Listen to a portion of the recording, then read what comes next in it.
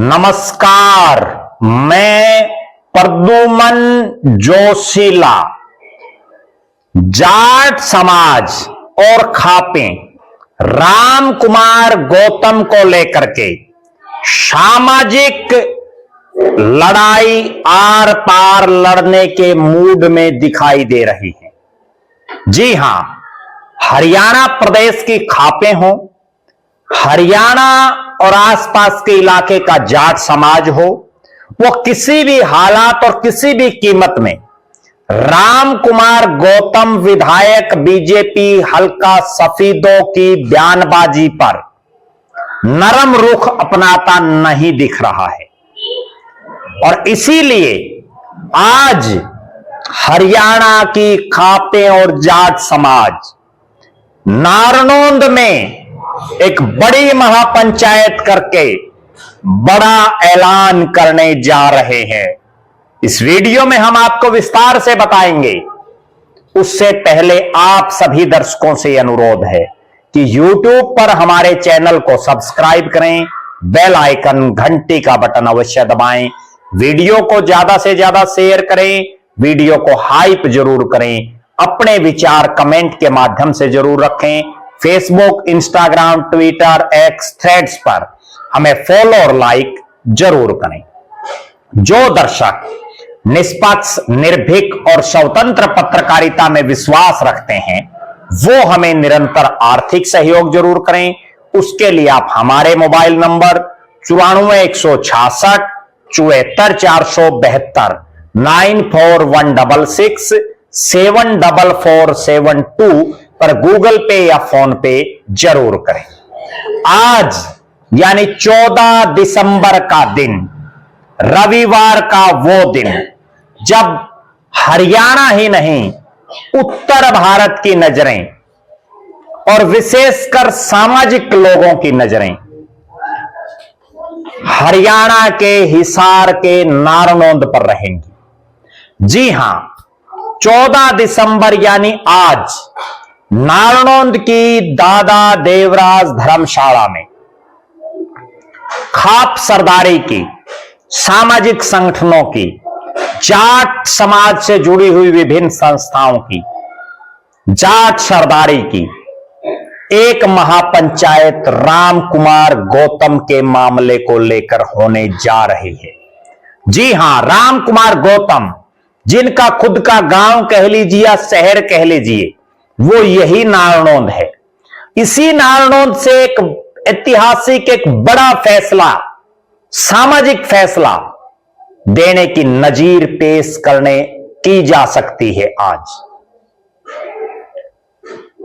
सफीदों के बीजेपी विधायक राम कुमार गौतम ने बिना नाम लिए, ना किसी शख्स का नाम लिया, ना किसी जाति का नाम लिया, लेकिन सार्वजनिक तौर पर जब कहा कि सालों से राज चला गया, नायब सैनी लागदार है, उल्लुओ हरियाणा सबका है, बटेऊ चूरमा खावे, सुसरा जैसे शब्दों का प्रयोग किया, और जिसके बाद जाट समाज में एक रोष की चिंगारी देखने को मिली।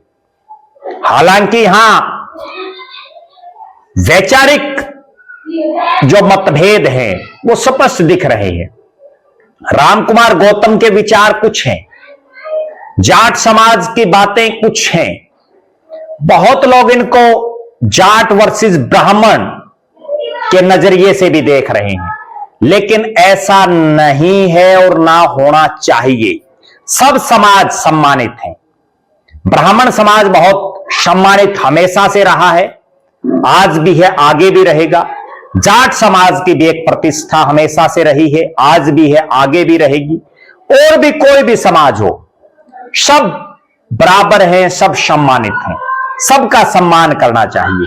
यहां बात केवल और केवल राम कुमार गौतम के बयानों को लेकर के है। यहां राम कुमार गौतम से भी किसी से का कोई वो नहीं है, बल्कि जो उनकी भाषा शैली है उसको लेकर के जाट समाज में रोष है। राम कुमार गौतम की राजनीति को जिंदा करने में जाट समाज का एक बहुत बड़ा रोल रहा है। 2019 का चुनाव जाट समाज ने अपने दमखम पर राम कुमार गौतम को जिताने में बहुत महत्वपूर्ण भूमिका निभाई थी। चौधरी देवीलाल के परिवार की पार्टी से वो चुनाव लड़कर के जीते थे। लेकिन अब जिस तरह की बयानबाजी उनकी है, इस पर जाट समाज किसी भी हालात और किसी भी परिस्थिति में उनको माफ करने के नजरिए से नहीं दिख रहा है। हालांकि अगर राम कुमार गौतम बड़प्पन दिखाएं और आज की नारनौंद की इस महापंचायत में जो उनके खुद के गांव, खुद के शहर, खुद के इलाके में हो रही है, उसमें पहुंच करके अपना स्पष्टीकरण दें और स्पष्ट तौर पर कहें कि उन्होंने जो बात कही उस पर उन्होंने माफी भी मांग ली, तो अब क्यों बात का बतंगड़ बना रहे हैं? लेकिन क्या इतनी हिम्मत दिखा पाएंगे राम कुमार गौतम? समाज में सबसे बड़ा अगर किसी को माना जाता है तो वो पंचायत को माना जाता है सामाजिक दृष्टि से, और सामाजिक दृष्टि से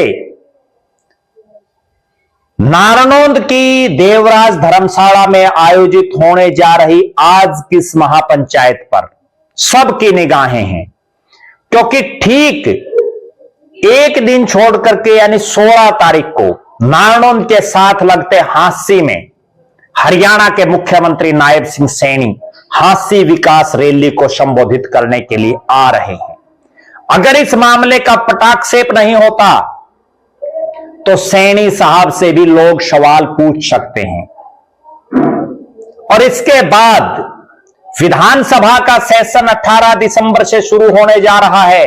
राम कुमार गौतम खुद उस विधानसभा के सदस्य हैं। अगर राम कुमार गौतम के इस मामले में 14 तारीख की इस महापंचायत में यह मामला रफा दफा होकर के और यही नहीं निपटता, तो विधानसभा के पटल पर भी कोई ना कोई सदस्य ये आवाज उठा सकता है और तब सरकार के सामने बड़ी समस्या खड़ी हो जाएगी। मुख्यमंत्री नायब सिंह सैनी को भी बड़प्पन दिखा करके अपने विधायक राम कुमार गौतम को स्पष्ट निर्देश देने चाहिए। वो उनकी पार्टी के विधायक हैं कि आप इस तरह की बयानबाजी मत करो। भले ही उन्होंने माफी मांग ली, लेकिन उसके बावजूद जाट समाज के बहुत से लोगों में अब भी वैचारिक तौर पर गुस्सा दिखाई दे रहा है। 14 दिसंबर की यह महापंचायत एक नई मिसाल पेश कर सकती है। राम कुमार गौतम के राजनीतिक कैरियर का फैसला भी इस महापंचायत में लिए गए फैसले से हो सकता है। हालांकि राजनीति सूत कसूत की होती है, पता नहीं किसको सूत आ जाए किसको कसूत आ जाए। कई बार पंचायत का कोई फैसला अगर दूसरे पक्ष को मान्य ना हो तो भी ऐसे फैसले का कोई फायदा नहीं होता। राम कुमार गौतम भी बड़े वरिष्ठ शख्स हैं, पढ़े लिखे हैं, तीसरी बार के विधायक हैं, और उनके खुद के गांव में अगर आज महापंचायत हो रही है तो इस महापंचायत में उनको बड़प्पन दिखाते हुए आ करके अपनी बात रखनी चाहिए, अपना स्पष्टीकरण देना चाहिए। और राम कुमार गौतम को लेकर के भी जाट समाज के कुछ एक लोग तरह तरह की जो टिप्पणियां कर रहे हैं, इन पर भी जाट समाज को इस महापंचायत में विचार करना चाहिए।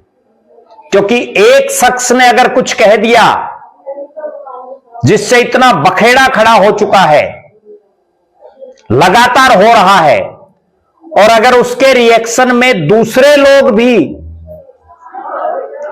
सभ्य तरीके से बात नहीं करेंगे, किसी व्यक्ति की बजाय किसी पूरे समाज को भी टारगेट कर देंगे, तो वो भी उचित नहीं रहता। बहरहाल आज की इस महापंचायत पर सबकी निगाहें हैं कि नारनौंद की इस देवराज धर्मशाला में आयोजित महापंचायत में क्या फैसला होता है।